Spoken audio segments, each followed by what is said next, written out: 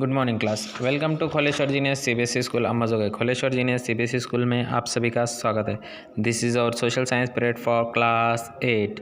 Today we are going to start our second term syllabus of subject geography for class 8, the fourth chapter, agriculture. First of all, we have to learn about farm system.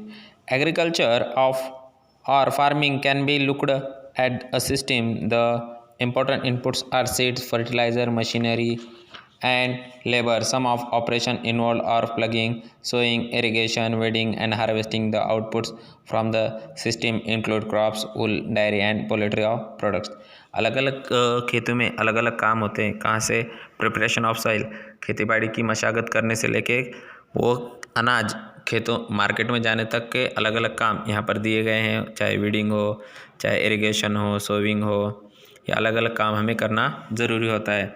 उसमें the farm system of an arable farm, देखिए कौन से chemicals होते हैं, machinery होते हैं, input process होते हैं, फिर क्या होता है, स्प्रेइंग होता है, और आउटपुट क्या होता है, क्रॉप होता है।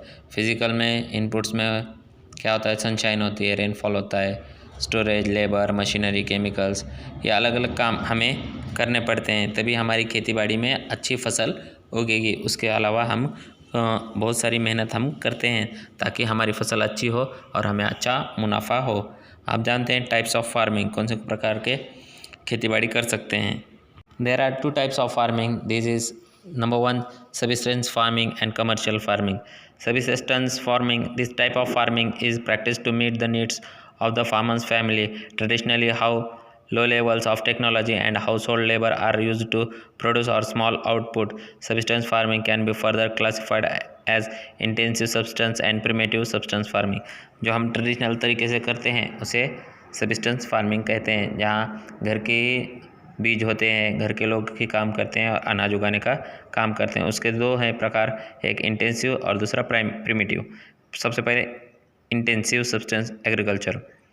The farmer cultivates a small plot of land using simple tools and more labor. Climate with large number of days with sunshine and fertile soils permit growing of more than one crop annually on the same plot. Rice is the main crop. Other crops include wheat, maize, pulses, and oilseeds. Intense subsistence agriculture is prevalent in the thickly populated areas of monsoon regions of South, Southeast and East Asia. देखो इसमें क्या किया जाता है, इसमें घर के एक छोटे से भाग में, मतलब जहाँ खेती बाड़ी का काम करते हैं वहाँ पर उस खेत में हम क्या करते हैं, ज़्यादा से ज़्यादा हम अच्छी तरह से फसल उगाने का काम करते हैं। और इसके साथ हम क्या कर सकते हैं कि जो चीज़ें हैं उनको मिलाकर अच्छा काम करके हमें वहाँ पर क्या ले सकते हैं, गेहूँ,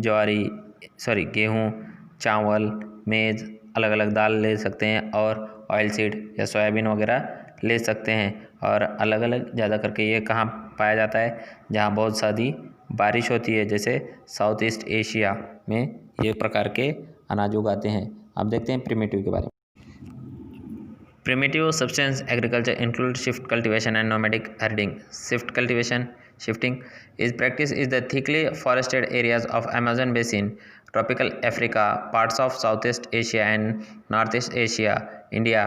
These are the areas of heavy rainfall and quick regeneration of vegetation. A plot of land is cleared by felling the trees and burning them. The ashes are then mixed with the soil and crops like maize, yam, potatoes, and cassava are grown. After the soil loses its fertile, the land is abandoned and the cultivator moves to a new plot. Shifting cultivation is also known as the slash and burn agriculture. यहाँ पर क्या किया जाता है, यहाँ पर shifting cultivation में पेड़ों को जलाकर उसके ऊपर ज़्यादा करके बारिश के जो एरियाज़ हैं, साउथ अफ्रीका हो, अमेज़न बेसिन हो, और एशिया का भी बहुत सारा भाग इसमें आता है, या नॉर्थ ईस्ट इंडिया भी इसमें आता है। इसमें क्या किया जाता है, पेड़ जलाकर वहाँ पर पोटैटो वगैरह प्रकार के जो फल जो ज़मीन के नीचे उगते हैं वहाँ पर वो फर्टाइल करते हैं, खेती बाड़ी करते हैं। और जैसे ही उनकी खेती बाड़ी ख़त्म हो, वो वहाँ पर का सारा माल लेकर वहाँ से चले जाते हैं और वहाँ पे आग लगा देते हैं, यानी स्लैश एंड बर्न करके चले जाते हैं। दूसरा है nomadic herding. Is practice is the semi arid and arid regions of Sahara, Central Asia, and some parts of India, like Rajasthan and Jammu and Kashmir. In this type of farming, herdsmen move from place to place with their animals for fodder and water along defined routes. These types of movement arise in the response of the climatic constructs and terrain. Sheep, camel, yak, and goats are most commonly reared. They provide milk, meat, wood, hides, and other products to the herders and their families. स्थलांतरित खेती जिसे कहा जाता है, यानी वहाँ पर लोग बार बार अपनी जगह बदलते रहते हैं। जो लोग खाने के खोज में घूमते हैं, जैसा कि रेगिस्तान में ज़्यादा करके इस तरह के लोग रहते हैं, उनके साथ उनके जो जानवर हैं उन्हें खाने पीने के या दूध, मांस, इन चीज़ों के क्या करते हैं, व्यवस्था करते हैं। और ऐसे लोग अपना खाना गुजर बसर करने के लिए सिर्फ घूमते रहते हैं। ऐसे नोमैडिक हर्डिंग उसे कहते हैं। आगे कमर्शियल फार्मिंग, जो हम कल की तासिका में देखने वाले हैं। सबसे पहले आपको क्या करना है, होमवर्क में टाइप्स ऑफ फार्मिंग में सब्सिस्टेंस फार्मिंग के बारे में डीप मालूमात लिखनी है, वो हमारे व्हाट्सएप ग्रुप पे भेजनी है। तब तक के लिए धन्यवाद। Have a good day, bye, thank you.